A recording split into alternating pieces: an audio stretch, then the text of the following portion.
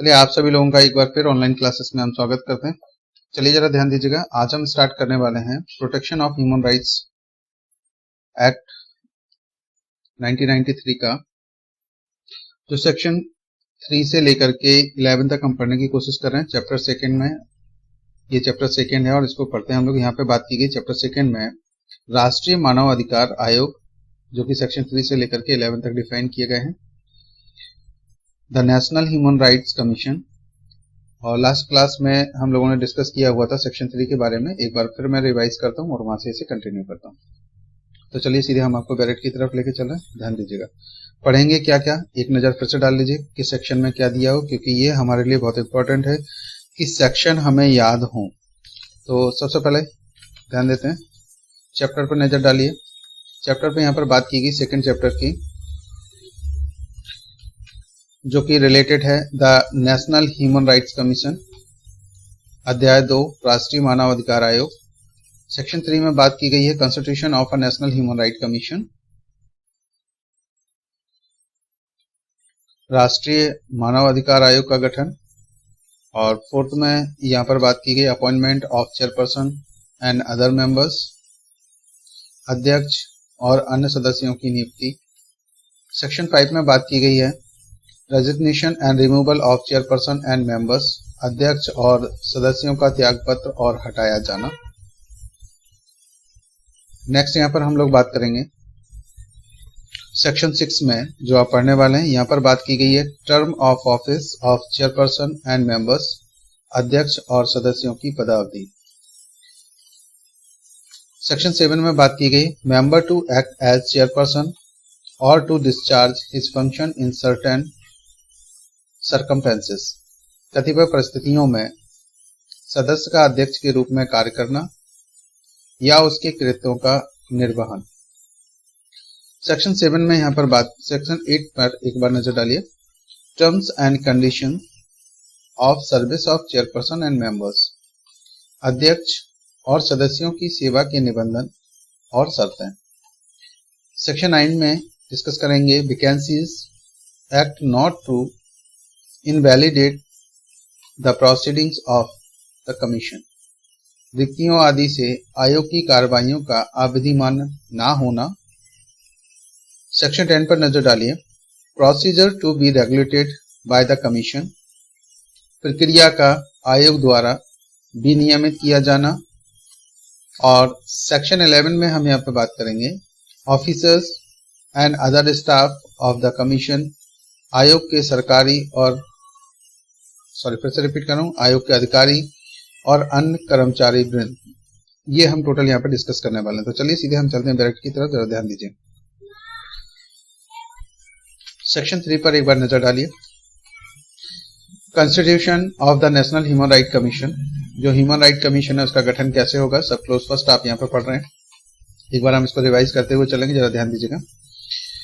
The central government shall constitute a body to be known as the National Human Rights Commission to exercise the power conferred upon and to perform the function assigned to it under this act। इस act के according जितने भी functions की बात की गई है उनको ये परफॉर्म करेंगे। कौन करेगा? यहाँ पर जो बात की गई है, कौन सा? National human right commission. आप पढ़ रहे हैं सेक्शन 3 सब क्लोज फर्स्ट। इसके अकॉर्डिंग क्या बनाया जाएगा, कौन बनाएगा? यहाँ पर central government shall constitute a body, एक जो सेंट्रल गवर्नमेंट है वो यहाँ कंस्टिट्यूशन करेगा किसका? The national human right commission. और ये जो पावर्स को कैसे एक्सरसाइज करेंगे? Exercise the power conferred upon and perform और function assign to it under this act. ये जो एक्ट आप पढ़ रहे हैं, the protection of human right act 1993, उसमें जितनी भी पावर्स दी गई हैं, जितने भी फंक्शंस दिए गए हैं, ये the national human right commission इनको क्या क्या करेंगे? एक्सरसाइज द पावर्स, ध्यान दीजिएगा, पावर्स और परफॉर्म फंक्शंस। ये इस एक्ट में जितने भी डिफाइन किए गए ये लोग करेंगे। जरा ध्यान दीजिएगा, यहाँ पे सब क्लोज नंबर 2 पर जरा नजर डालिए। आप पढ़ रहे हैं सेक्शन 3 सब क्लोज 2 में देखिए क्या लिखा हुआ है, the commission shall consist of. A पर देखते हैं, जो कमीशन है वो उसका गठन कैसे होगा, तो ध्यान दीजिएगा। आ चेयरपर्सन हु हैज बीन एक जो चेयरपर्सन होगा वो कौन होगा, यहाँ पे देखिए चीफ जस्टिस ऑफ इंडिया और अ जज ऑफ द सुप्रीम कोर्ट। तो यहाँ पे जो चीफ जस्टिस ऑफ इंडिया है वो या फिर सुप्रीम कोर्ट के कोई भी जज हो वो यहाँ पर बन सकते हैं क्या, चेयरपर्सन। किस पोस्ट को होल्ड करेंगे, चेयरपर्सन को। आप यहाँ पर पढ़ रहे हैं, देखिए जरा सेक्शन पे विशेष ध्यान देना है आपको। सेक्शन 3 सब क्लोज 2 और 2 का ए में आप किसकी बात की गई है, चेयरपर्सन की। अब वहीं पर ध्यान दीजिए सेक्शन 3 सब क्लोज 2 और 2 का सब क्लोज बी में हम यहाँ पढ़ने वाले हैं, ये क्या पढ़ेंगे, one member who is or has been a जज ऑफ द सुप्रीम कोर्ट। ध्यान दीजिएगा, कहा गया कि वन मेंबर होंगे जो who is or has been, या तो वो रहे हों अ जज ऑफ द सुप्रीम कोर्ट, या तो हों या फिर रहे हों, दोनों में से कोई भी, या तो प्रेजेंट में जो हों वो बन सकते हैं या फिर जो जज रहे हों वो एक मेंबर सुप्रीम कोर्ट से होंगे।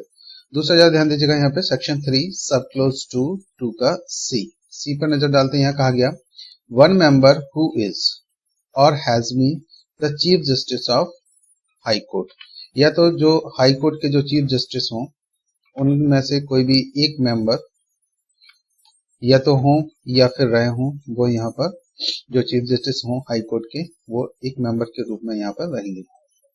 किनकी हम बात कर रहे हैं, the commission of consist of, जरा ध्यान दीजिएगा, कहा गया the commission shall consist of, जो कमीशन बनाई जाएगी इन लोगों से मिलकर के बनेगी। नेक्स्ट जरा ध्यान दीजिएगा डी नंबर पर, डी में यहाँ पर बात की गई सेक्शन आप पढ़ रहे हैं 3 सब क्लोज नंबर 2 का डी। यहाँ पर देखिए क्या कहा गया, 3 members out of which at least one shall be a woman, एक उनमें से महिला होंगी। कैसे, जो मेंबर होंगे उनमें से एक महिला कंपल्सरी है।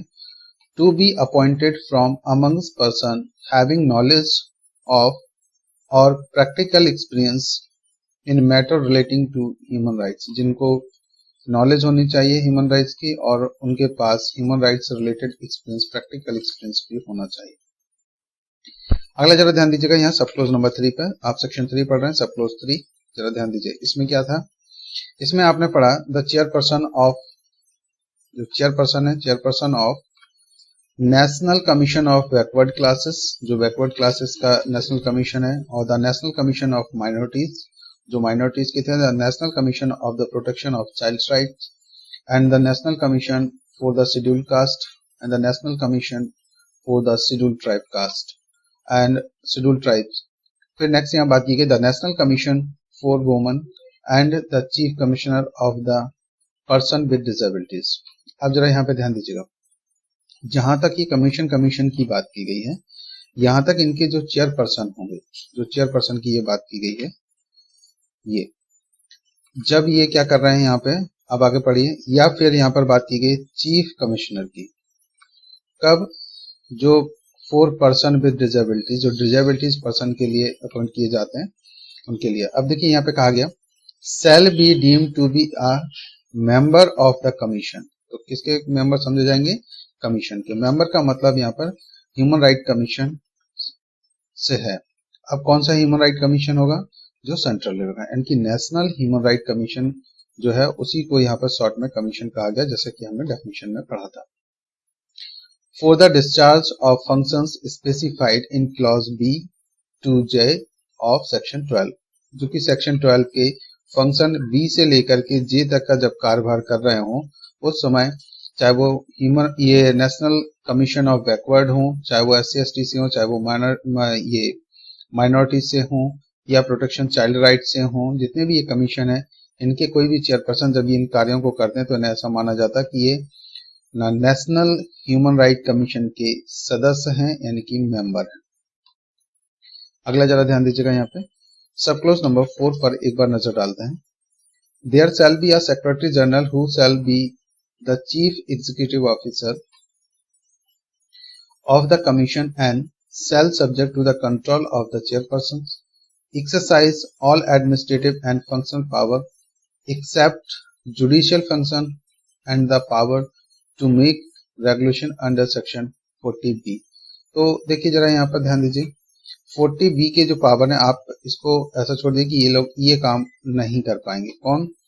There shall be secretary general who shall be the chief executive officer of the commission and shall subject to control of the chairperson exercise all administrative and financial powers। तो ये क्या करेंगे यहाँ पर देखिए, कंट्रोल करेंगे पूरे एक्सरसाइज के लिए एडमिनिस्ट्रेटिव वर्क को और फाइनेंशियल पावर्स को। केवल ये क्या काम नहीं कर सकते, except judicial function and the power to make regulation under section 40B। 40B में जो यहाँ पर बात की गई उससे रिलेटेड ये क्या नहीं कर सकते हैं, रेगुलेशन नहीं बना सकते। रेगुलेशन बनाने का कार्य यहाँ पे किसका है, सेंट्रल गवर्नमेंट का और स्टेट गवर्नमेंट का। चलिए जैसे कि मैं आपको एक नजर यहाँ पे दिखा देता हूँ, ध्यान दीजिएगा जरा जल्दी से। सेक्शन अगर हम 40 की बात करते हैं, देखो जरा, तो सेक्शन 40 में यहाँ पर बात की नियम बनाने की केंद्र सरकार की शक्ति यानी कि power of central to make rules. फिर वही बात की गई power to make rules retrospectively यानी कि भूतलक्षी प्रभाव को भी ये लागू कर सकते हैं सेक्शन 40A में। ये थोड़ा सा VIP, इनको थोड़ा सा इसलिए रिवाइज करवा रहा हूँ, लेकिन जो सेक्शन आप पढ़ रहे हैं 3 और सब क्लोज जो 4 पढ़ रहे थे उससे रिलेटेड जो सेक्शन है वो केवल ये है। यहाँ बात की गई 40B, देखिए जरा ध्यान दीजिए, power of commission to make regulation यानी आयोग की भी नियम बनाने की शक्ति। तो ये जो शक्ति है वो केवल आयोग के पास है और किसी भी व्यक्ति के पास ये नहीं रहेगी। चलिए जरा ध्यान दीजिए, और जो राज्य बनाने की शक्ति है, ये चारों सेक्शन को थोड़ा सा ये VIP है, चारों को इनको VIP कर लीजिए आप, क्योंकि इनमें से एक ना एक क्वेश्चन पूछा जाना चाहिए। या तो power of state government to make rules यानी कि नियम बनाने की राज्य सरकार की शक्ति, ये 1 नंबर में से जो जहां पर भी एग्जाम देने की बात आती है तो वहां पर ये ऑब्जेक्टिव टाइप में इनमें से कोई भी एक क्वेश्चन पूछा जा सकता है। तो 40 में सेंट्रल गवर्नमेंट है, 41 में स्टेट गवर्नमेंट। 40A और B की अगर हम बात करते हैं, 40A में ये भूतलक्षी प्रभाव की बात करते हैं, रेट्रोस्पेक्टिवली इफेक्ट की बात करेंगे, और यहाँ पर आयोग की भी नियम बनाने की शक्ति यानी कि power to commission to make regulation, इससे रिलेटेड है सेक्शन 40B। चलिए जरा ध्यान दीजिए, जो हिंदी मीडियम के वो भी थोड़ा सा देख लीजिए। सेक्शन 3 आप यहाँ पर पढ़ रहे हैं चैप्टर 2 राष्ट्रीय मानव अधिकार आयोग, और यहाँ पर बात की गई सेक्शन 3 की। एक बार नजर आप पढ़ रहे हैं यहाँ पर राष्ट्रीय मानव अधिकार आयोग का गठन कैसे होगा, सब क्लोज नंबर 1 पर एक नजर डालिए, थोड़ा स्पीड में लेंगे इसको। केंद्रीय सरकार एक निकाय का जो राष्ट्रीय मानव अधिकार आयोग के नाम से ज्ञात होगा, इस अधिनियम के अधीन उसे प्रदत्त शक्तियों का प्रयोग करने और उसे सौंपे गए कृत्यों का पालन करने के लिए गठन करेगी। गठन कौन करेगी, यहाँ पे सीधा सीधा सा देखिए एक क्वेश्चन बन रहा है, कौन बनाएगा, केंद्र सरकार। और क्या बनाएंगे, एक निकाय, और वो निकाय का जो नाम क्या होगा, राष्ट्रीय मानव अधिकार आयोग। कौन सा सेक्शन पढ़ रहे हैं हम, सेक्शन यहाँ पर पढ़ रहे हैं 3 और सब क्लोज नंबर 1। अगला जरा यहाँ पे ध्यान दीजिए, सब क्लोज नंबर 2 पर आप पढ़ रहे हैं सेक्शन 3 सब क्लोज 2। यहाँ बात की गई कि आयोग निम्नलिखित से मिलकर बनेगा, किस किस से, नंबर का आप यहाँ पढ़ेंगे सेक्शन 3 सब क्लोज 2 और 2 का। तो यहाँ पर बात की गई एक अध्यक्ष जो भारत का मुख्य न्यायमूर्ति या फिर उच्चतम न्यायालय का कोई न्यायाधीश रहा है, उनमें से किसी एक को बनाया जाएगा जो कि अध्यक्ष होगा। नेक्स्ट यहाँ पर बात की गई है सेक्शन 3 सब क्लोज 2 और 2 का खा, जैसे कि आप यहाँ पर ये पढ़ रहे हैं। यहाँ बात की गई कि एक सदस्य जो उच्चतम न्यायालय का न्यायाधीश है, या तो न्यायाधीश है और या फिर रहा है, तो दोनों में से किसी को भी बनाया जा सकता है। ये क्या होंगे, एक सदस्य के रूप में कार्य करेंगे। अगले यहाँ पर देखिए बात करेंगे, ध्यान दीजिए, सेक्शन 3 सब क्लोज 2 और 2 का यहाँ पर बात करते हैं एक सदस्य की जो किसी उच्च न्यायालय का मुख्य न्यायमूर्ति है या फिर रहा है। इसका उच्च न्यायालय का मुख्य न्यायमूर्ति है या फिर वो रहा है, ये भी एक सदस्य के रूप में कार्य करेंगे। सेक्शन 3 सब क्लोज 2 का घा में अगर हम यहाँ पर बात करते हैं तो यहाँ पर बात की गई 3 सदस्य होंगे जिनमें से कम एक सदस्य महिला होंगी, और जो ऐसे व्यक्तियों में से नियुक्त किए जाएंगे जिन्हें मानव अधिकारों से संबंधित विषयों का ज्ञान या व्यवहारिक अनुभव हो। क्या हो, इन्हें मानव अधिकारों से संबंधित विषयों का ज्ञान या फिर व्यवहारिक अनुभव हो। अगली यहाँ पर देखिए हम बात करेंगे सब क्लोज नंबर 3 पर।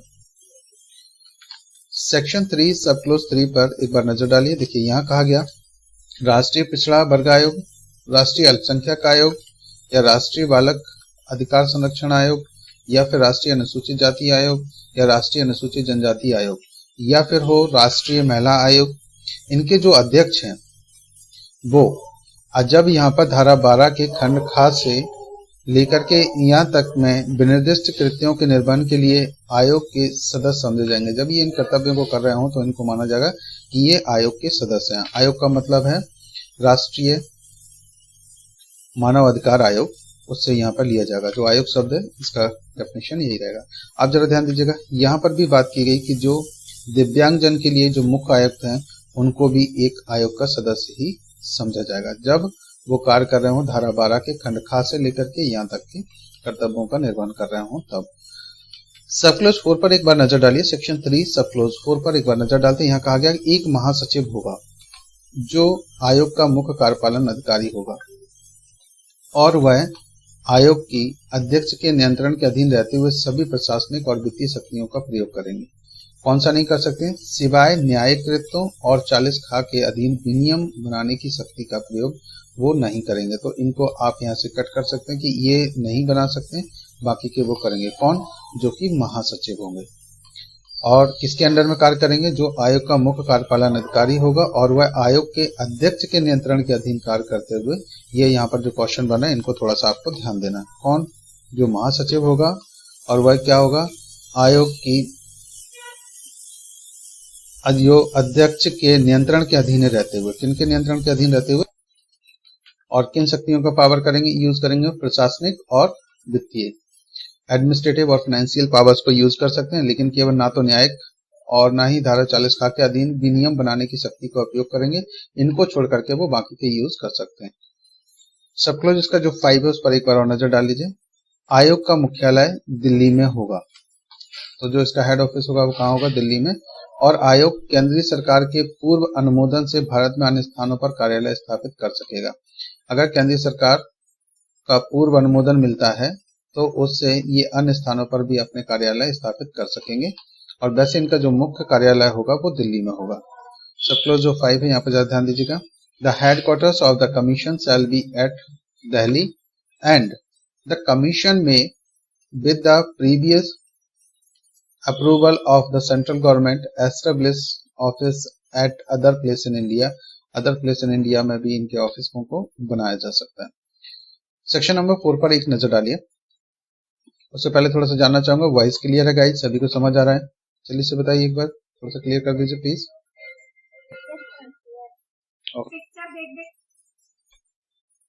सेक्शन 4 पर एक बार नजर डालिए। यहाँ पर बात की गई है अध्यक्ष और अन्य सदस्यों की नियुक्ति।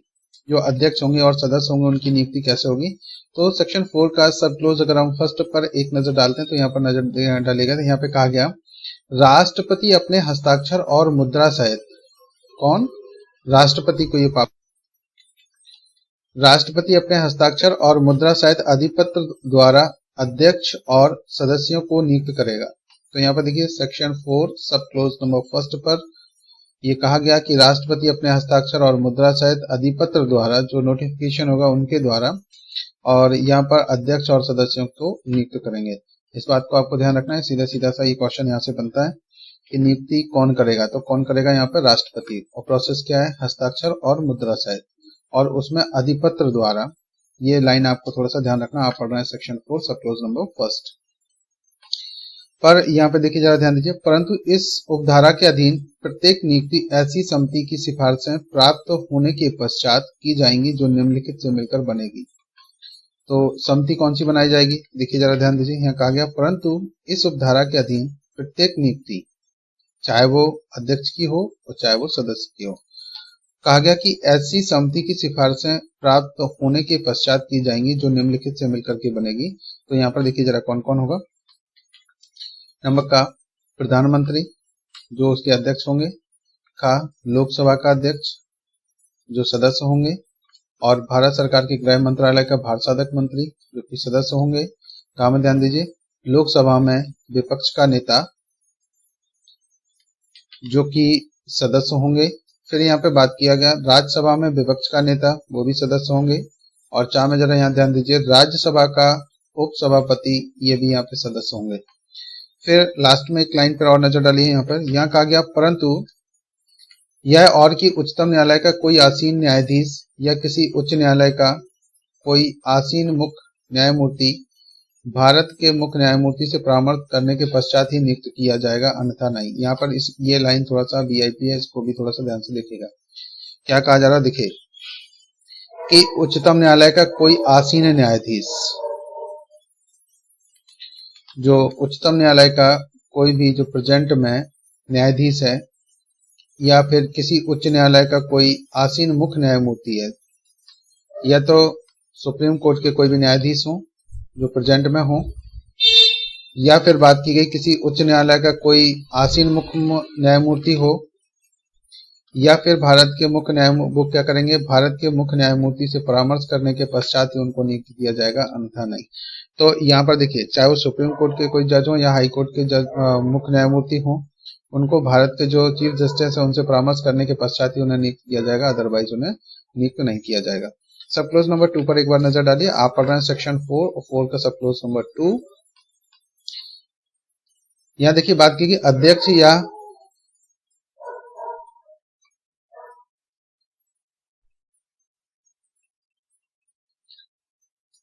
कहा गया, देखिए अध्यक्ष या किसी सदस्य की कोई नियुक्ति केवल इस कारण अविधिमान्य नहीं होगी कि उपधारा 1 के पहले परंतु में निर्दिष्ट समिति में किसी सदस्य की कोई दिखती है। यहाँ देखिए क्या कहा गया कि जो यहाँ उपधारा 1 में जो समिति बनाई गई थी, ये जिसमें से प्रधानमंत्री, लोकसभा का अध्यक्ष और भारत के गृह मंत्रालय का भारसाधक मंत्री, लोकसभा में विपक्ष का नेता या राज्यसभा में विपक्ष का नेता या राज्यसभा का उपसभापति, इनमें से अगर कोई एब्सेंट हो तो इस कारण उनकी नियुक्ति जो है ना वो रद्द नहीं मानी जाएगी। अगर यहाँ समिति के द्वारा कर दी गई एक सदस्य में से नहीं है तो वो वैलिड माना जाएगा। सेक्शन 4 पर एक बार नजर डालिए, जो इंग्लिश मीडियम के वो ध्यान देते हैं। Appointment of chairperson and other members, जो ह्यूमन राइट जो कमीशन है तो उनके अपॉइंटमेंट कैसे होंगे, देखिए जरा ध्यान दीजिए। आप पढ़ रहे हैं सेक्शन 4 सब क्लोज नंबर 1। यहाँ बात की गई है, The chairperson and the members shall be appointed by the president by warrant under this hand and seal। तो कौन करेगा, देखिए यहाँ पे कहा गया जो सेक्शन 4 सब क्लोज नंबर 1 में ध्यान दीजिएगा। The chairperson and the members shall be appointed by the president। और प्रेसिडेंट कैसे करेंगे, by warrant under this hand and seal, यानी सिग्नेचर और अधिसूचना निकाल करके इनका किया जा सकता है। तो ये लाइन को आपको ध्यान रखना है, by president, by warrant, under this hand and seal के अकॉर्डिंग।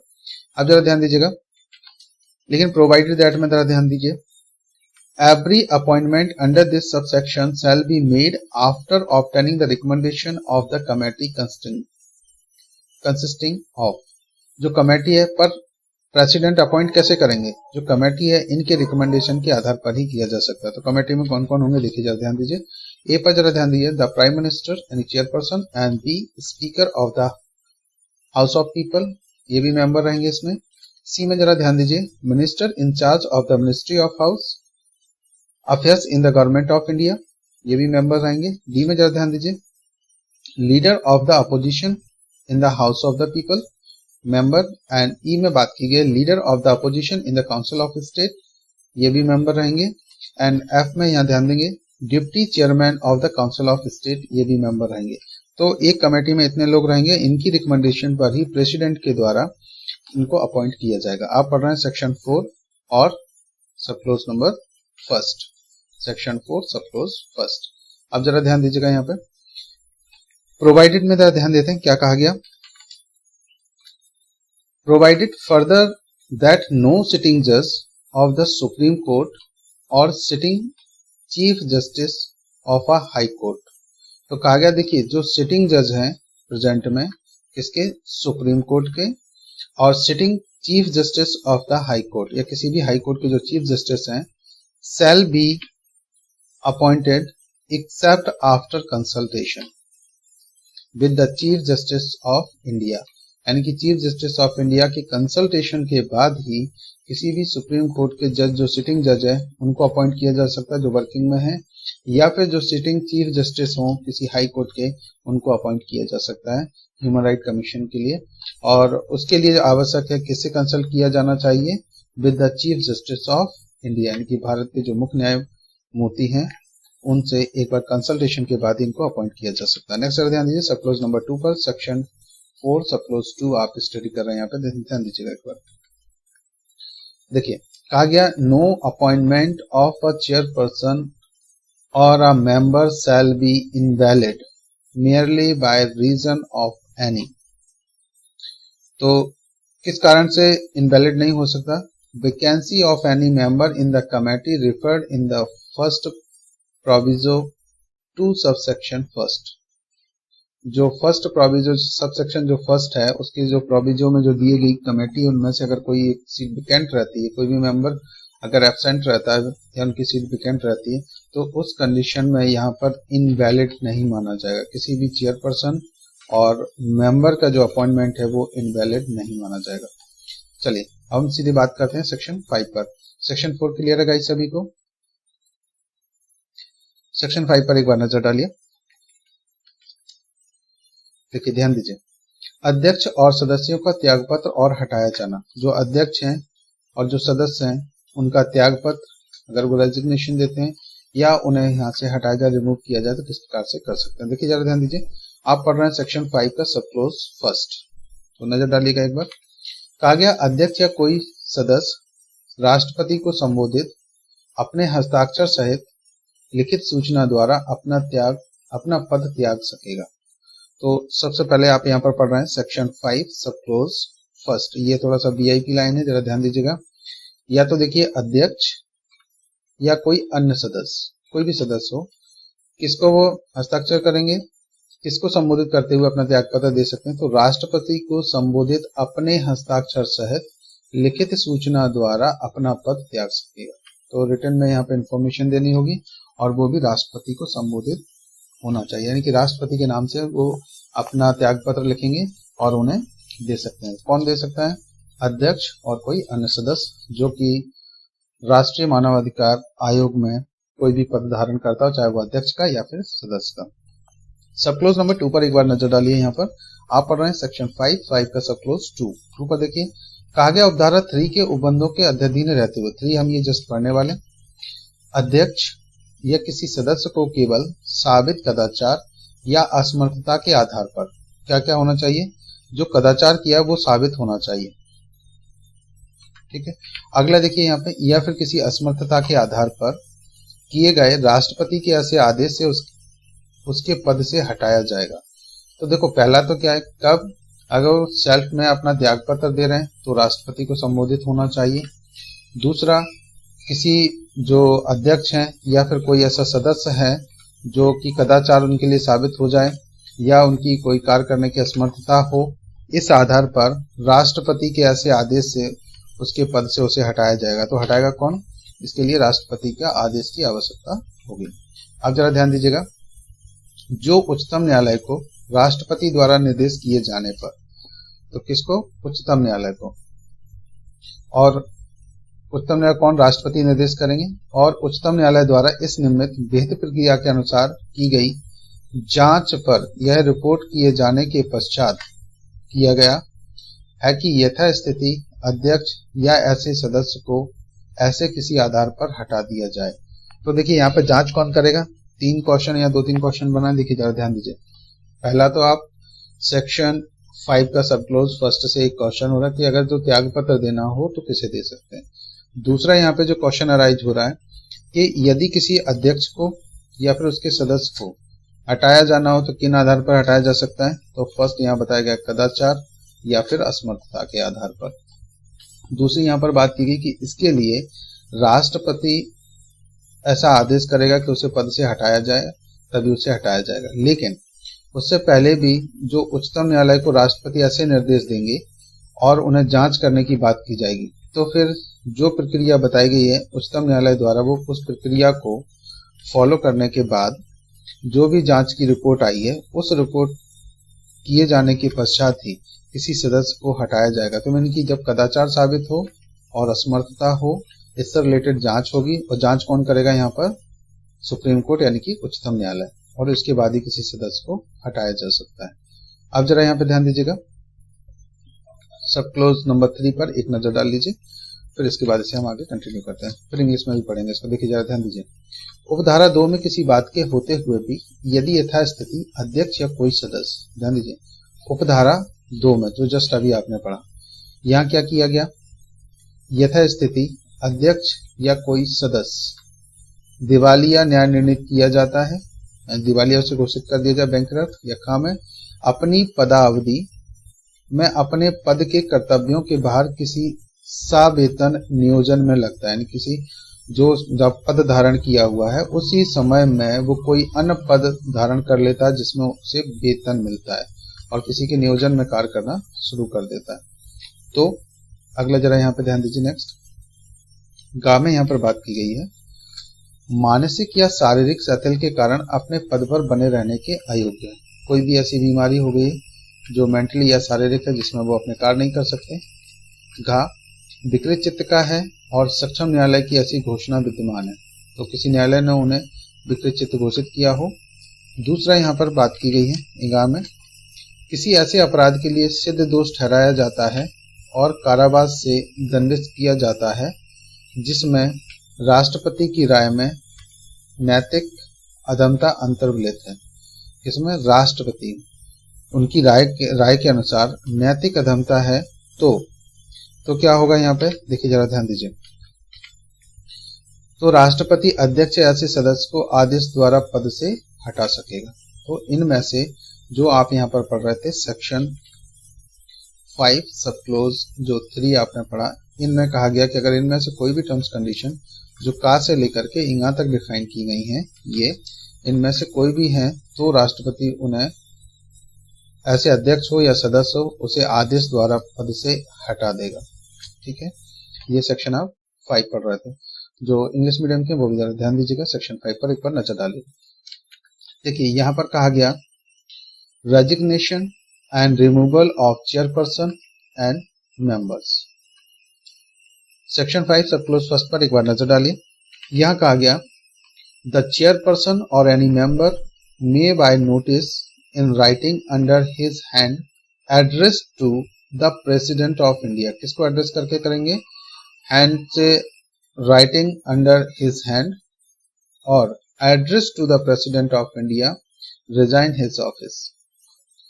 तो प्रेसिडेंट को अगर एड्रेस करके लिखा जाए तो ही यहाँ पर क्या कर सकते हैं, वो रिजाइन दे सकते हैं। कौन कौन? या तो चेयरपर्सन हो या कोई एनी मेंबर हो, इनमें से कोई भी, चाहे चेयरपर्सन हो चाहे मेंबर हो। और कैसे? By notice in writing, writing में लिख करके address to the president of India resign his office. आप यहाँ पर पढ़ रहे हैं, ध्यान दीजिएगा, सेक्शन 5 सब क्लोज नंबर 1। यहाँ पर कहा गया subject to the provisions of the subsection 3, जो सबसेक्शन 3 में दिए गए उन प्रोविजंस को, और द चेयरपर्सन और any member shall only be removed from his office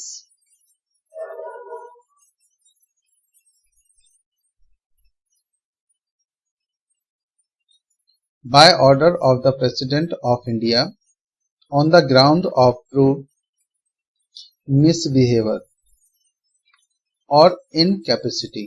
देखिए दो यहाँ बताए गए हैं, एक तो मिसबिहेवियर और दूसरा incapacity.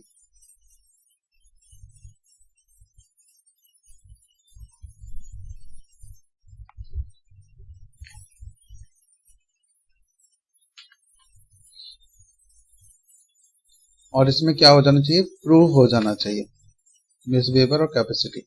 After the supreme court on reference being made to it by the president has on inquiry held in accordance with the procedure prescribe in that behalf. इससे संबंधित जो भी प्रोसीजर प्रेस्क्राइब किया गया वो उसके according by the supreme Court reported that the chairperson और the member as the case may be ought on any such ground to be removed। तो देखिए यहाँ पे एक बार फिर से इस पर ध्यान दीजिएगा, यहाँ बात की गई थी subject to the provision of subsection 3, जो सबसेक्शन 3 के प्रोविजंस हैं उनके अनुसार। और कहा गया यहाँ पे द चेयरपर्सन और any member shall only be remove his office by order of the president of India. तो कैसे यहाँ पे रिमूव किया जाएगा? ऑर्डर देखिए, shall only be remove from his office by order of president of India, यानी कि जो प्रेसिडेंट ऑफ इंडिया उनके ऑर्डर से उनको रिमूव किया जा सकता है। किसको? चेयरपर्सन और किसी मेंबर को। कब? कहा गया on the grounds of proved misbehaviour और इनकैपेसिटी। जब प्रूव्ड हो जाए मिसबिहेवियर और इनकैपेसिटी तो इस कंडीशन में ऐसा किया जा सकता है। सॉरी गाइस, एक मिनट जरा ध्यान दीजिएगा। After the supreme court on reference being made to it by the president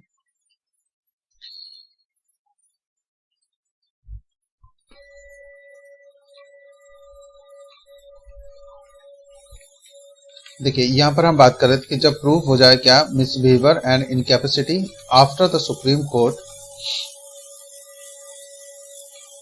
on reference being made to it by the president की रिकमेंडेशन पर या फिर उनके रेफरेंस के according has on inquiry held in accordance. इसके बाद वो inquiry करेंगे विद द प्रोसीजर प्रेस्क्राइब, जो भी प्रेस्क्राइब प्रोसीजर है उसका पहले से भेद किया गया इन दिस बिहाफ, इस पर्टिकुलर के लिए बाय द सुप्रीम कोर्ट। और इसके बाद उनको reported that the chairperson on the members, उनकी रिपोर्ट दी जाएगी। इसके बाद as the case may be ought on any such ground to be remove, इसके बाद उन्हें रिमूव कर दिया जाएगा। तो पहले देखिए यहाँ पे सब क्लोज 2 से जो क्वेश्चन बन रहा है उन क्वेश्चन पर एक बार नजर डालिए कौन कौन से हैं यहाँ पे। सबसे पहले तो चेयरपर्सन और मेंबर्स को क्या किया जा सकता है? रिमूव। और कैसे किया जा सकता है? Order of the president of India. एक तो यहाँ से ये सीधे सीधे से क्वेश्चन बन रहा है। दूसरा कहा गया ग्राउंड्स कौन कौन से होते हैं, तो ग्राउंड्स पर जरा ध्यान दीजिए। प्रूव्ड मिसबिहेवियर वो फर्स्ट, और सेकंड ग्राउंड है इनकैपेसिटी, ये सेकंड ग्राउंड है, इस पर जरा ध्यान दीजिएगा। फिर यहाँ पर इंक्वायरी कौन करेगा? इंक्वायरी यहाँ पर सुप्रीम कोर्ट के द्वारा की जाएगी, जैसे कहा गया इंक्वायरी हेल्ड इन अकॉर्डेंस, और कैसे की जाएगी? जो प्रोसीजर प्रेस्क्राइब किया गया उसके अनुसार। अब यहाँ पर जरा ध्यान दीजिएगा सब क्लोज नंबर 3 पर। आप पढ़ रहे हैं सेक्शन 5 सब क्लोज नंबर 3 में देखिए जरा यहाँ पे क्या कहा गया। Notwithstanding anything in subsection 2, subsection 2 में कुछ बात के होते हुए भी the president may by order remove from office the chairperson और एनी मेंबर। प्रेसिडेंट क्या कर सकते हैं? रिमूव कर सकते हैं। किसको? चेयरपर्सन को और मेंबर को। और कैसे कर सकते हैं? By order. If the chairperson or such member as the case may be,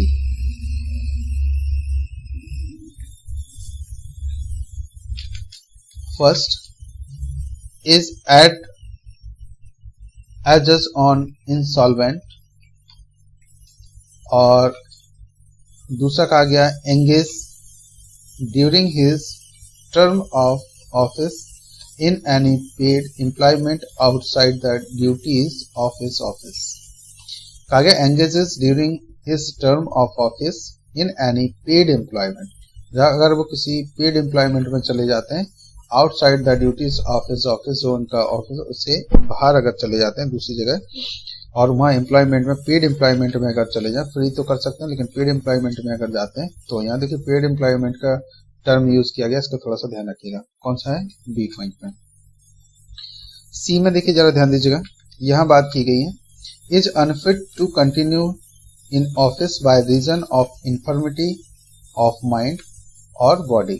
अगर यहाँ पर रीजन क्या होता है? अनफिट वाला रीजन होता है, जो इन्फर्मिटी ऑफ माइंड या फिर बॉडी से रिलेटेड। तो और डी में जरा ध्यान दीजिएगा, is of unsound mind and stand so declare by the competent court.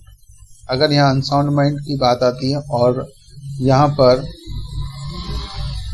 Court के द्वारा डिक्लेयर ऐसा किया जाए, यानी कि जो कॉम्पिटेंट कोर्ट है उसके द्वारा ऐसा डिक्लेयर किया जाए अनसाउंड माइंड के लिए, तो और ये में जरा ध्यान दीजिएगा, is convicted and sentence to imprisonment for an office which in the opinion of the president involves moral turpitude, तो इस कंडीशन के लिए भी इनको क्या किया जा सकता है, इनके ऑफिस से इनको रिमूव किया जा सकता है। जैसे कि, और ये कौन रिमूव कर सकते हैं, प्रेसिडेंट। देखिए कहा गया notwithstanding anything in subsection 2 the president may by order, president कैसे, ऑर्डर के through, remove from office the chairperson and any member of the chairperson or such member as the case may be. तो यहाँ ए से लेकर के जो grounds दिए गए हैं ई तक, इनमें से कोई अगर एक भी होता है तो प्रेसिडेंट इनको रिमूव कर सकता है। किन किन को, चेयरपर्सन को और किसी भी मेंबर को।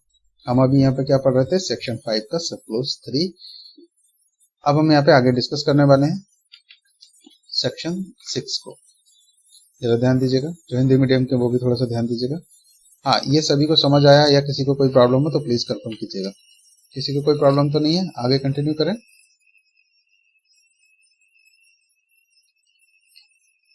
आवाज नहीं आ रही है आप लोगों की। चलिए जरा ध्यान दीजिएगा, सेक्शन 6 पर एक बार नजर डालिएगा। देखिए सेक्शन 6 में यहाँ पर बात की गई अध्यक्ष और सदस्यों की पदावधि। तो यहाँ पर बात की जा रही है कि जो अध्यक्ष होंगे और जो सदस्य होंगे वो कितने समय तक अपने पद को धारण करेंगे। तो यहाँ पर देखिए सब क्लोज नंबर 1 पर नजर डालिए, सेक्शन 6 सब क्लोज नंबर 1 आप यहाँ पर स्टडी कर रहे हैं। यहाँ पर बात की गई अध्यक्ष के रूप में नियुक्त किया गया कोई व्यक्ति, अध्यक्ष के रूप में नियुक्त किया गया कोई भी व्यक्ति अपने पद ग्रहण की तारीख से 3 वर्ष की कालावधि तक, 3 वर्ष की अवधि तक या 77 वर्ष की आयु प्राप्त कर लेने तक, इनमें से जो भी पहले हो अपना पद धारण करेगा और वह पुनः नियुक्ति के लिए पात्र होगा। देखिए यहाँ पे जरा एज का ध्यान दीजिए, या तो 3 वर्ष या फिर 70 वर्ष, यानी कि 70 ईयर्स की बात कर रहे हैं। तो जो भी पहले हो जाए, इतनी आयु प्राप्त कर ली 70 वर्ष की, तो फिर इन्हें अपना, यहाँ तक वो अपना पद धारण करेंगे, इसके बाद है। हाँ, लेकिन और वह पुनः नियुक्ति के लिए भी पात्र होगा। देखिए यहाँ पर भी 1-2 क्वेश्चन बना है, इन पर जरा थोड़ा सा ध्यान दीजिएगा। आप पढ़ रहे हैं सेक्शन 6 का सब क्लोज नंबर 1।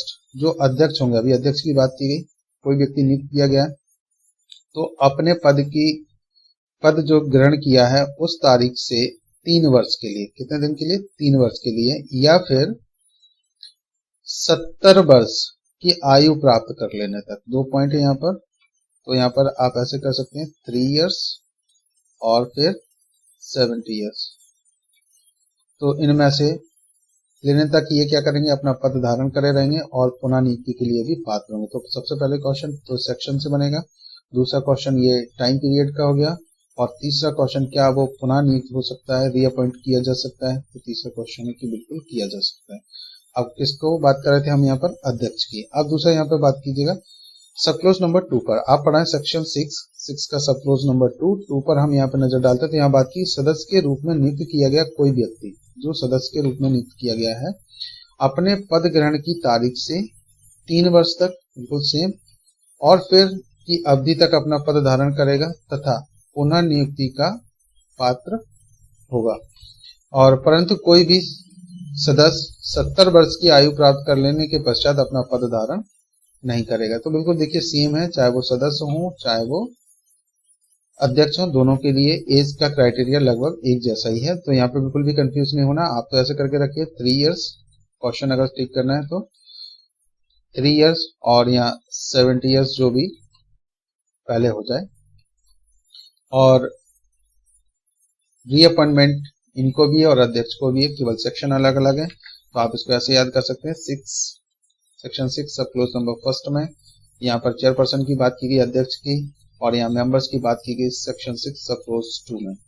अब यहाँ पे देखिए जरा ध्यान दीजिए, सेक्शन 6 सब क्लोज 3 आप यहाँ पे स्टडी करें। यहाँ पे बात की अध्यक्ष या कोई सदस्य अपने पद पर न रह जाने पर भारत सरकार के अधीन या किसी राज्य सरकार के अधीन किसी भी और नियोजन का पात्र नहीं होगा। देखिए जरा ध्यान दीजिएगा, क्या कहा गया, अध्यक्ष या कोई सदस्य अपने पद पर न रह जाने पर, जब वो अपने पद पर नहीं है तो ना तो वो क्या करेंगे, यहाँ पे भारत सरकार के अधीन या किसी राज्य सरकार के अधीन किसी भी और नियोजन का पात्र नहीं होगा। तो वो किसी भी और नियोजन में काम नहीं कर सकते जब वो अपने पद से हट जाएं।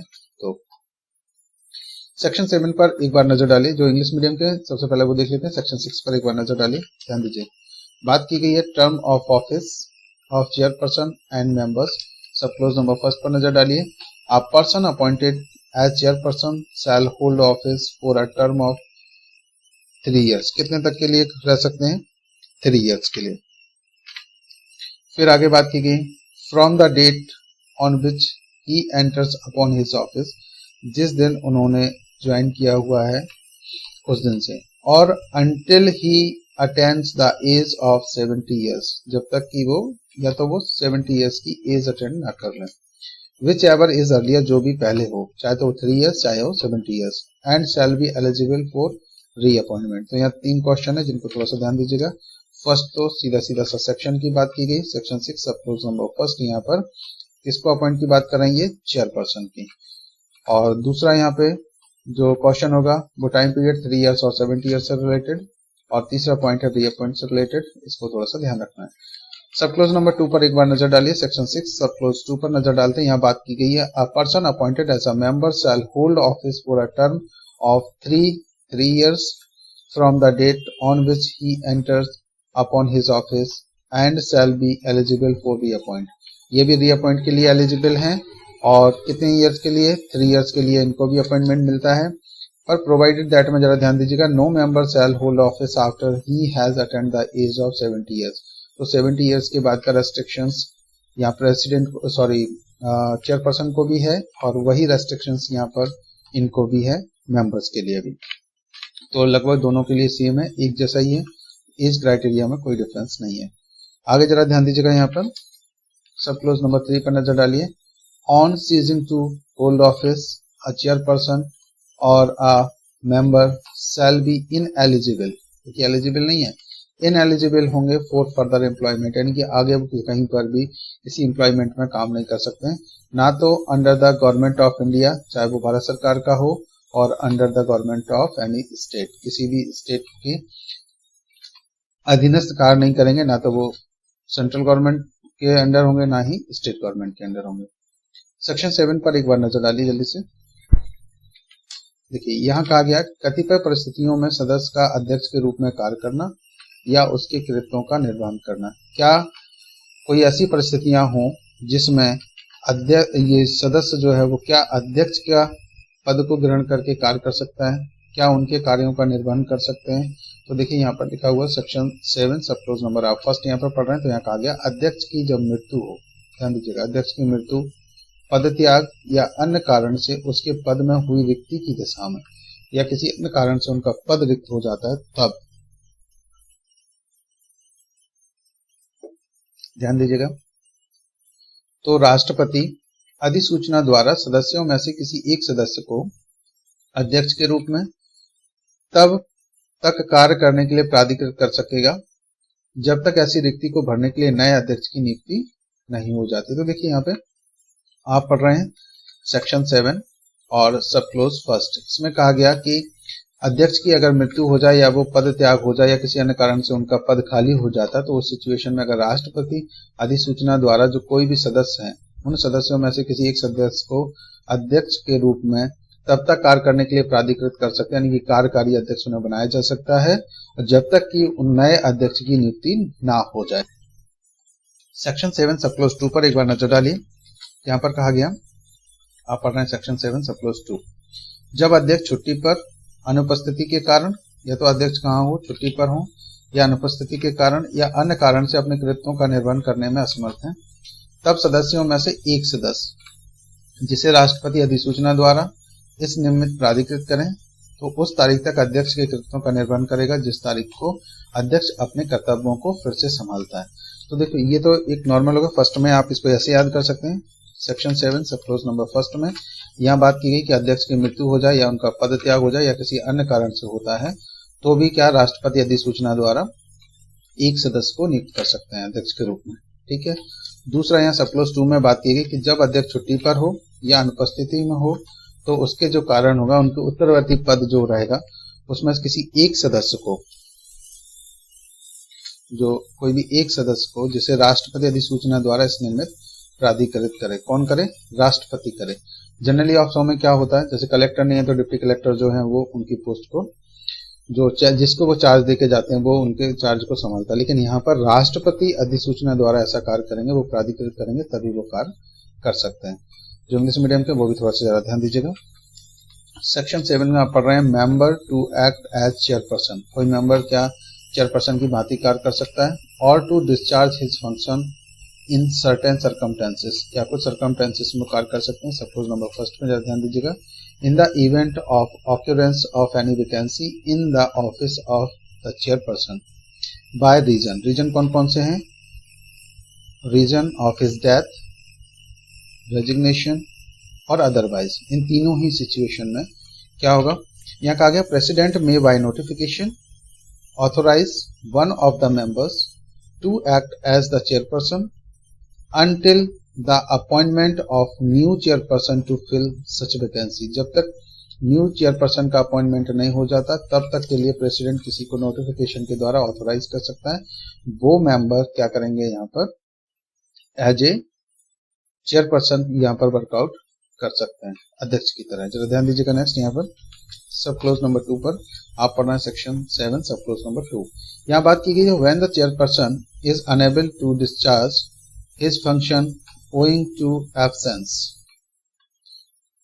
और लीव, या तो absence हो या फिर उनकी absence में या फिर लीव पर हो या किसी भी अदरवाइज कारण से, such one of the member as the president may by notification। जैसे सेम ऊपर पढ़ा था, प्रेसिडेंट अगर नोटिफिकेशन निकाल करके ऑथोराइज कर दें किन किसी सिचुएशन में, जब एब्सेंट हो या फिर कहीं लीव पर हो, तो इन this behalf shall discharge the function of the chairperson until the date on which the chairperson resume his duty। तो तब तक जब तक वो चेयरपर्सन रिटर्न अपनी पोस्ट को होल्ड नहीं कर लेते तब तक के लिए उनको बनाया जा सकता है। सेक्शन 8 पर जरा नजर डालिएगा। यहां बात की गई अध्यक्ष और सदस्यों की सेवा के निबंधन और शर्तें। तो जल्दी से हम इसको कंप्लीट करने की कोशिश करते हैं। थोड़ा सा ही है, ज्यादा नहीं है, तो एक मिनट ध्यान दीजिएगा। देखिए कहा गया अध्यक्ष और सदस्य की सेवा के निबंधन और शर्तें क्या होंगी। तो शर्तों के लिए यहाँ पे जरा ध्यान दीजिए। सेक्शन 8 आप पढ़ रहे हैं अध्यक्ष और सदस्यों की सेवा के निबंधन और उनकी शर्तें। जरा ध्यान दीजिएगा। कहा गया अध्यक्ष और सदस्यों को संदेय वेतन और भत्ते तथा उनकी सेवा के अन्य निबंधन और शर्तें ऐसी होंगी जो विहित की जाएं। मतलब पहले से उनके वेतन कितने होंगे, भत्ते कितने होंगे, इसके बारे में जो प्रेस्क्राइब किए जाएं उन्हीं शर्तों के अधीन उनकी सेवा आगे कंटिन्यू होगी। जरा ध्यान दीजिएगा यहाँ पर। परंतु अध्यक्ष और किसी सदस्य के वेतन और भत्तों में तथा सेवा के अन्य निबंधनों और शर्तों में उसकी नियुक्ति के पश्चात उसके लिए अलाभकारी परिवर्तन नहीं किया जाएगा। ऐसा कोई परिवर्तन नहीं किया जाएगा जो प्रॉफिटेबल ना हो। जरा ध्यान दीजिएगा। देखिए जरा जो इंग्लिश मीडियम के वो भी ध्यान दीजिएगा। कहा गया term and condition of service of chairperson and members. इनकी टर्म्स एंड कंडीशन क्या होंगी सर्विस की।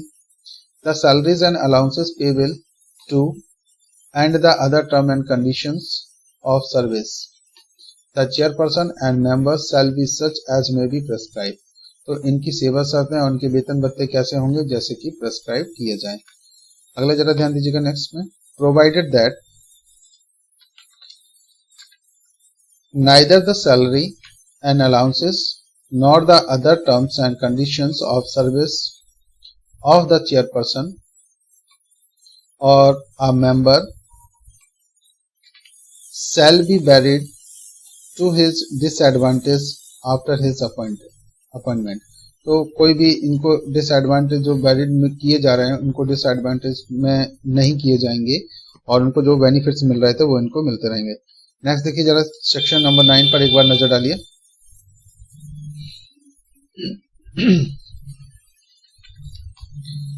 देखिए कहा गया vacancies act not to invalid the proceeding of the commission. जो वैकेंसीज हैं not to invalid the proceedings of the commission. No act और proceeding of the commission shall be question और shall be invalidated merely on the ground of existing existence of any vacancy or defect in the constitution of the commission। अगर जो commission है उसके अगर defect के कारण कोई वैकेंसी का अगर होता है तो यहाँ पर क्या नहीं किया जाएगा, उनको जो प्रोसीडिंग है वो इनवैलिड नहीं मानी जाएगी। देखिए जरा ध्यान दीजिएगा यहाँ पे जो हिंदी मीडियम के रिक्तियों आदि से आयोग की कार्रवाइयों का अविधिमान ना होना। देखिए जरा ध्यान दीजिएगा सेक्शन 9 की हम लोग बात करें, रिक्तियों आदि से आयोग के कार्रवाइयों का अविधिमान ना होना। तो कहा गया कि आयोग का कोई कार्य या कार्यवाही केवल इस आधार पर प्रसंगत नहीं की जाएगी या अविधिमान नहीं होगी कि आयोग में कोई रिक्ति है या उसके गठन में कोई त्रुटि है। अगर आयोग ने कर दिया, भले ही आयोग के गठन में त्रुटि हुई हो, लेकिन उनके द्वारा की गई कार्रवाई अविधिमान नहीं मानी जाएगी। सेक्शन 9। सेक्शन 10 पर एक बार नजर डालिए। यहाँ बात की गई प्रक्रिया का आयोग द्वारा विनियमित किया जाना, जो प्रोसेस है वो आप पढ़ना सेक्शन 10 सब क्लोज नंबर 1 पर। आयोग का अधिवेशन ऐसे समय और स्थान पर होगा जो अध्यक्ष ठीक समझे। तो कहा गया कि जो अधिवेशन होना है वो कब और कहाँ होगा, तो जैसा अध्यक्ष ठीक समझे उनके अनुसार ये किया जाएगा। ये क्वेश्चन इंपॉर्टेंट है, ध्यान रखिएगा। आप पढ़ना section 10 sub clause number 1। Section 10 sub clause 1 में आयोग के अधिवेशन की बात की गई है।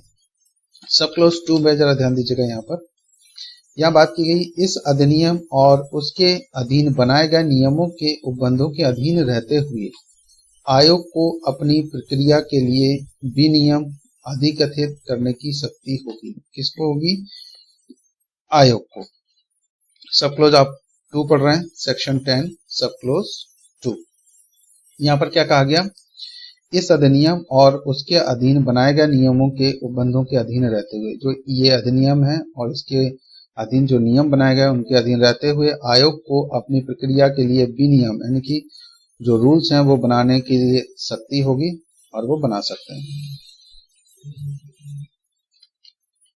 सेक्शन 10 सब क्लोज 3 पर नजर डालिए एक बार। देखिए कहा गया आयोग के सभी आदेश और विनिश्चय महासचिव द्वारा,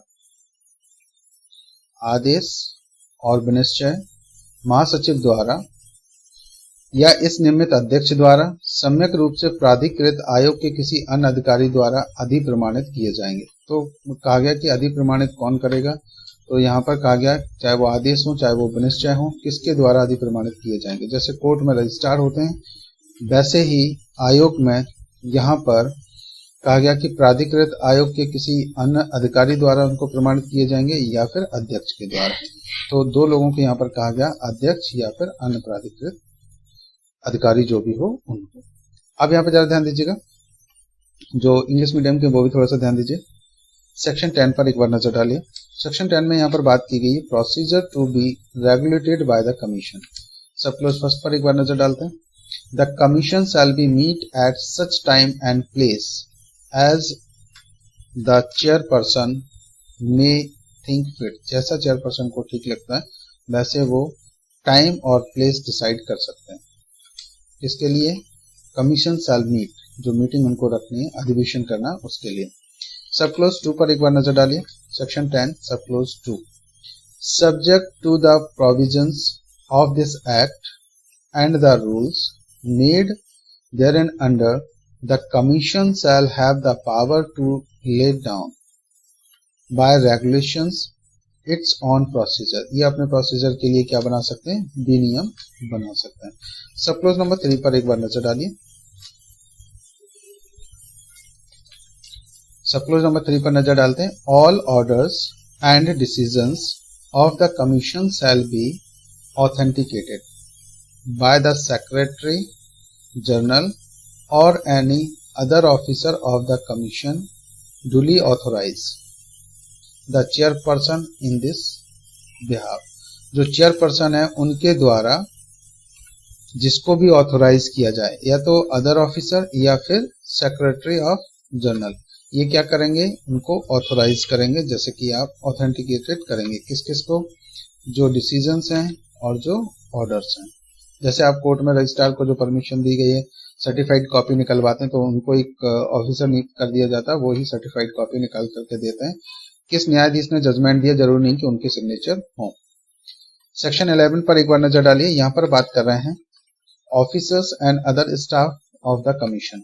जो कमीशन में ऑफिसर्स हैं या अदर स्टाफ हैं उनके बारे में यहाँ पर प्रोविजन किए गए सेक्शन 11। ये चैप्टर 2 का ये आखिरी सेक्शन है 11, जरा ध्यान दीजिएगा। आयोग के अधिकारी और अन्य कर्मचारी वृंद। सब क्लोज नंबर फर्स्ट पर नजर डालते हैं। केंद्रीय सरकार आयोग को नंबर का भारत सरकार के सचिव की पंक्ति का एक अधिकारी जो आयोग का महासचिव होगा। कहा गया भारत सरकार के जो सचिव की पंक्ति का हो, मतलब उनके रैंक के बराबर का हो, एक अधिकारी जो आयोग का महासचिव होगा। में यहाँ पे बात की गई है, ऐसे अधिकारी के अधीन जो पुलिस महानिदेशक की पंक्ति से नीचे का ना हो। किससे नीचे का ना हो? पुलिस महानिदेशक की पंक्ति से नीचे का ना हो। ऐसे पुलिस और अन्वेषण कर्मचारी वृंद तथा ऐसे अन्य अधिकारी और कर्मचारी वृंद जो आयोग के कृत्यों का दक्षतापूर्ण पालन करने के लिए आवश्यक हो, उपलब्ध कराएगी। कौन कराएगी? यहाँ पर केंद्रीय सरकार। किसको कराएगी? आयोग को। ये यहाँ पे क्वेश्चन है, जरा ध्यान दीजिएगा। सेक्शन आप पढ़ रहे हैं 11। यहाँ बात की गई आयोग के अधिकारी और अन्य कर्मचारी वृंद के संबंधित हैं। सब क्लोज यहाँ पर फर्स्ट पर बात की गई कि जो केंद्रीय सरकार है वो आयोग को किस किस को प्रोवाइड कराएगी। तो यहाँ पर आप ऐसे कर सकते हैं, section 11 sub clause number first, और फर्स्ट का अगर हम सब क्लोज ए पर देखें तो यहाँ पर भारत सरकार क्या है? सचिव की पंक्ति का एक अधिकारी जो कि आयोग का महासचिव होगा, ये उपलब्ध कराएंगे। कौन कराएंगे? ये केंद्रीय सरकार। और यहाँ पे खामा देखिए, section 11 sub close first, first का बी। यहाँ पर बात की गई है कि ऐसे अधिकारी के अधीन जो पुलिस महानिदेशक की पंक्ति के नीचे का ना हो, और ऐसे पुलिस और अन्य अन्वेषण कर्मचारी वृंद तथा ऐसे अन्य अधिकारी और कर्मचारी वृंद जो आयोग के कृत्यों का दक्षतापूर्ण पालन करने के आवश्यक हो, ये भी उपलब्ध कराएंगे। किसके अधीनस्थ रहेंगे? ये पुलिस महानिदेशक के पंक्ति से नीचे का ना हो, और ऐसे अधिकारी भी ये उपलब्ध कराएंगे। अब यहाँ देखिए जरा सब क्लोज नंबर 2 पर एक बार नजर डालिए। यहाँ बात की गई है कि ऐसे नियमों के अधीन रहते हुए जो केंद्रीय सरकार द्वारा इस निमित्त बनाए जाएं। कौन बनाएगा? केंद्रीय सरकार। आयोग ऐसे अन्य प्रशासनिक, तकनीकी और वैज्ञानिक कर्मचारी वृंद नियुक्त कर सकेगा जो वह आवश्यक समझे। मीन्स यहाँ जो वैकेंसी आएंगी वो यहाँ पे कैसे? केंद्रीय सरकार द्वारा ऐसे नियम जो बनाए जाए, केंद्र सरकार जो बनाए इस निमित्त, तो आयोग ऐसे अन्य प्रशासनिक अधिकारी और तकनीकी वाले, वैज्ञानिक, इनको नियुक्त कर सकेगा। कौन सा सेक्शन पढ़ रहे थे? सेक्शन 11 और सब क्लोज 2। 3 पर जरा ध्यान दीजिए, सेक्शन 11 सब क्लोज 3 पर। उपधारा 2 के अधीन नियुक्त अधिकारियों और अन्य कर्मचारियों के जो वेतन और भत्ते और सेवा शर्तें ऐसी होंगी जो भेद किए जाएं, जो भी प्रेस्क्राइब किए जाएं, जो पे इवेंट होते हैं वो पहले से ही प्रेस्क्राइब होते हैं, उनके अनुसार उनको दिए जाएंगे। जो लोग इंग्लिश मीडियम के वो भी थोड़ा सा एक बार नजर डालिए। सेक्शन 11 आप पढ़ रहे हैं, देखिए जरा ध्यान दीजिएगा। Officer and other staff of the commission. जो ऑफिसर्स और अदर स्टाफ कैसे होंगे? सब क्लोज नंबर फर्स्ट पर ध्यान दीजिएगा। Section 11 sub clause number first. The central government shall make available to the commission. जो सेंट्रल गवर्नमेंट है वो क्या करवाएंगे? Make available to the commission. Section 11 sub close first का ए अगर हम यहाँ पे ध्यान देते हैं तो देखेंगे, an officer of the rank of secretary to the government of India who shall be secretary general of the commission. एक ऐसा व्यक्ति जो रैंक ऑफ सेक्रेटरी का होगा, उस व्यक्ति को उपलब्ध कराएंगे यहाँ पर किस पर्पज के लिए? जो secretary general of the commission, जो कमीशन का सेक्रेटरी ऑफ जनरल होगा। बी पर जरा ध्यान दीजिए, सेक्शन 11 सब क्लोज फर्स्ट का बी आप यहाँ पे स्टडी कर रहे हैं। Such police and investigative staff under an officer not below the rank of a director general of police and such other officer and staff as may be necessary for the efficient performance of the functions of the commission. तो कैसे? Efficient performance के लिए जिनकी आवश्यकता हो वो director general of police के under में रहते हुए वर्कआउट करेंगे। ये भी उपलब्ध कौन कराएगा? Central government. अगला जरा ध्यान दीजिएगा, सब क्लोज नंबर 2 पर एक बार नजर डालते हैं। सेक्शन 11 सब क्लोज नंबर 2 पढ़ रहे हैं यहाँ पर। Subject to such rules as may be made by the central government. जैसे कि सेंट्रल गवर्नमेंट जो भी रूल्स बनाए, in this behalf the commission may appoint such other administrative, technical and scientific staff as may consider necessary। जो आवश्यकता हो उसके आधार पर एडमिनिस्ट्रेटिव, टेक्निकल और साइंटिफिक स्टाफ की क्या कर सकते हैं, यहाँ अपॉइंट कर सकते हैं। और कैसे करेंगे, जैसे कि सेंट्रल गवर्नमेंट यहाँ पर रूल्स को प्रिस्क्राइब करे। सब क्लोज नंबर 3 पर एक नजर डालिए। सेक्शन 11 सब क्लोज नंबर 3 में कहा गया the salaries, allowances and conditions of service of the officers and other staff appointed under sub section 2 shall be such may be prescribe. तो कहा गया इनको वेतन भत्ते कैसे मिलेंगे जो अपॉइंट किए गए हैं, तो जो सब सेक्शन 2 में अपॉइंट किए गए, तो यहाँ कहा गया salaries and allowances and conditions of service कैसी रहेंगी, जैसे कि प्रेस्क्राइब किए जाएं, उसके आधार पर इनको रखा जाएगा। जिस कैटेगरी के ऑफिसर्स अपॉइंट किए जा रहे हैं, फर्स्ट ग्रेड, सेकंड ग्रेड और थर्ड ग्रेड, इस आधार पर ही उन्हें वेतन भत्ते दिए जाएंगे। सो गाइज, उम्मीद है कि यहाँ तक आपको क्लियर हो गया, समझ में आ गया होगा। किसी को कोई प्रॉब्लम है इससे रिलेटेड तो प्लीज बताइए। कोई क्वेश्चन हो किसी को, जल्दी से बोलो। नहीं? ओके गाइज, चलिए फिर हम मिलते हैं नेक्स्ट क्लास में। तब तक के लिए ओके, बाय बाय।